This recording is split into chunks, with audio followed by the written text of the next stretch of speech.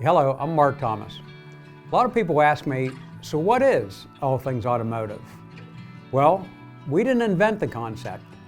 Originally, it was to be a used car franchise for new car dealers that had empty facilities.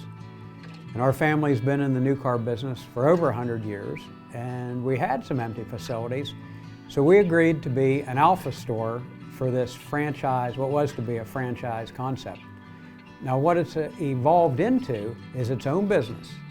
Imagine a parts store beside a tire store, beside a quick lube, beside a repair and diagnosis shop with highly skilled technicians, all surrounded by a large inventory of late model used cars, most still under factory warranty at great prices.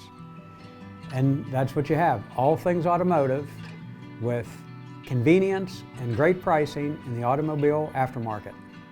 So I invite you to check us out on the web or to visit us here in our Alpha store in McConnellsburg, Pennsylvania.